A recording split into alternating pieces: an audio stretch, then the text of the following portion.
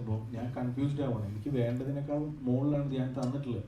അപ്പോൾ ഞാൻ കൺഫ്യൂസ്ഡ് ആയി. ഞാൻ ഇതാണോ എനിക്ക് വേണ്ടത്?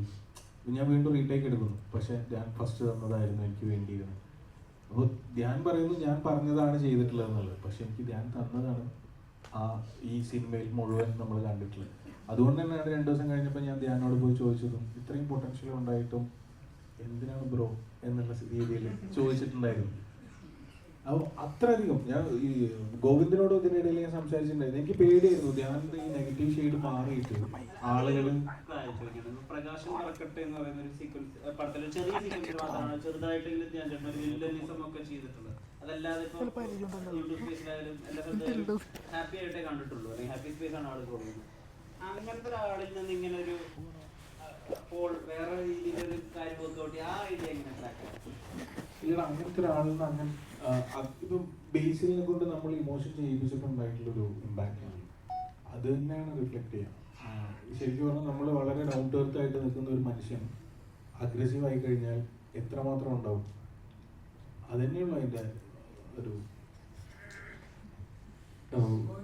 ശാന്തികൃഷ്ണ മാമിനോട് ഒരു ചോദ്യമാണ്, ഇത് പൊതുസമൂഹത്തിൽ ചോദിക്കാന്ന് കരുതി. കാരണം ഇപ്പം നവരാത്രി ആഘോഷങ്ങൾ നടക്കുകയാണ് കൊല്ലൂർ മൂകാംബിക ക്ഷേത്രത്തില്.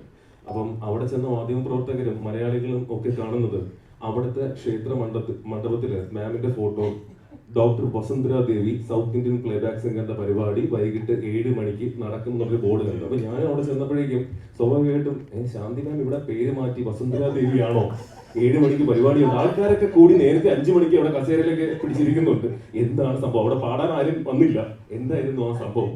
അത് സത്യം പറഞ്ഞാൽ ഒരു TV സീരിയലില് ഞാൻ ഒരു ഫസ്റ്റ് എപ്പിസോഡ് അവിടെ ഷൂട്ട് ചെയ്തതാണ്. അപ്പോൾ ഞാൻ അതിലൊരു ക്യാമിയോ ചെയ്യുന്നതാണ്, ഒരു വലിയ ഒരു സിംഗറായിട്ട്. അതാണ് ഈ വസുന്ധര. അപ്പൊ അതിന്റെ ഫ്ലെക്സ് ഇട്ടതാണ്. അത് പിന്നീട് പ്രൊഡ്യൂസർ അവനിക്ക് വേഗം ടെക്സ്റ്റ് ചെയ്ത്, മാം നിങ്ങളുടെ ഫ്ലെക്സ് ഉണ്ട്, വസുന്ധര എന്ന് പേര് കേട്ടിട്ടുണ്ട്. ഞാൻ പറഞ്ഞു വസുന്ധര അത് ഫ്ലെക്സിലെ എത്ര പേരാണ്, അവരത് മാറ്റിയിട്ടില്ല ഷോർട്ട് എടുത്ത് കഴിഞ്ഞിട്ട് എന്ന് പറഞ്ഞിട്ട്, വേറെ ഒന്നുമല്ല. സാറിന്റെ ഒരുപാട് പാട്ടുകൾ നമുക്ക് ഇഷ്ടമുള്ളതാണ്. ഈ പറഞ്ഞ പോലെ ഓൾ ഇന്ത്യ ലെവലിൽ തന്നെ സാറിനെ ഇഷ്ടംപോലെ സ്നേഹിക്കുന്ന ആൾക്കാർ. സാറ് പറഞ്ഞ നേരത്തെ ഒട്ടും താല്പര്യമില്ലാണ് ഞാൻ ഈ പടത്തിൽ അഭിനയിച്ചത്. പിന്നെ സാറിന്റെ സുഹൃത്ത് പോലെ പിന്നെ ഇതുപോലെ ഒരു നല്ലൊരു ക്യാരക്ടർ പറഞ്ഞാൽ സാർ ചെയ്യും. ഒട്ടും താല്പര്യമില്ലാതെ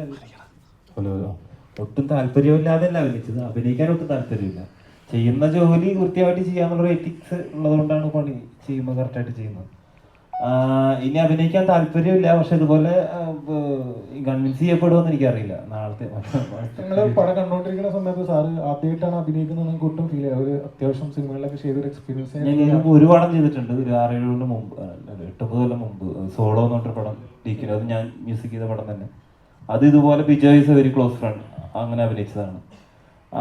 എനിക്ക് ഒരു പ്രത്യേക എക്സൈറ്റ്മെന്റ് തോന്നിയില്ല. നല്ല പടത്തില് നല്ല ഇതായിട്ട് വർക്കായി ആ സീനും തോന്നിയിരുന്നു. അപ്പൊ അതിന്റെ ഒരു എക്സൈറ്റ്മെന്റ് ഉണ്ടായിരുന്നു.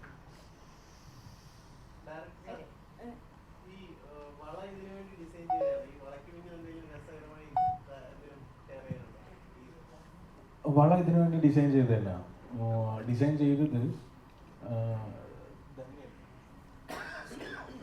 ധന്യ എന്ന് പറഞ്ഞിട്ടുള്ള കോസ്റ്റ്യൂം ഡയറക്ടറുണ്ട്. ധന്യാണ് വള ഡിസൈൻ ചെയ്തിട്ടുള്ളത്. രവീണ രവിയോടാണ്.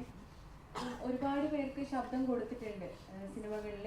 അപ്പോൾ ആദ്യമായിട്ടാണ് സ്വന്തം ശബ്ദത്തിൽ വളയിൽ അഭിനയിക്കുന്നത്. ആ എക്സ്പീരിയൻസ് എങ്ങനെയുണ്ടായിരുന്നു? പിന്നെ ഫേമസ് ആയിട്ടുള്ള 1-2 ശബ്ദങ്ങൾ ഇമിറ്റേറ്റ് കൂടി ചെയ്യാവും.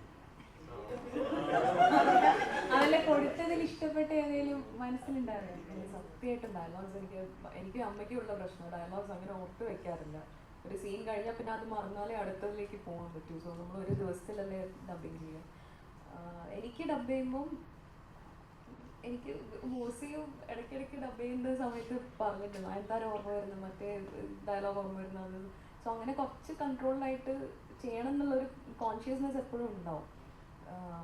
കുറച്ച് ഡിഫിക്കൽട്ടാണ് അത് ആക്ച്വലി. കാരണം കുറേ ആൾക്കാർക്ക് ഡബ് ചെയ്തിട്ട് നമുക്ക് നമ്മളെ വോയിസ് ചേരുന്നില്ലേ എന്നുള്ളൊരു ക്വസ്റ്റ്യൻ വരും. So will try to balance സംഭവം.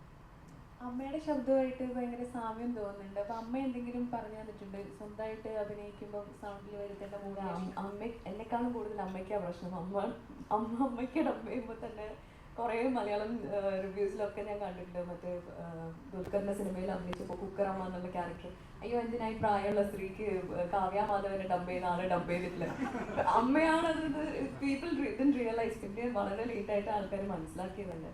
ഞങ്ങൾക്ക് രണ്ടുപേർക്കും ആ ഇഷ്യൂ. ഇന്നലെ സിനിമ കണ്ടപ്പോൾ പോലും 1-2 ആൾക്കാർ ഇങ്ങനെ ചോദിച്ചു, നയൻതാരയുടെ വോയിസ് പോലെ ഉണ്ടല്ലോ. പിന്നെ അവർ റിയലൈസ് ചെയ്യുന്ന ആക്ച്വലി ഡബിങ് ആർട്ടിസ്റ്റ് ആണ് ഞാൻ എന്നുള്ളത്. So it is A plus and minus sometimes.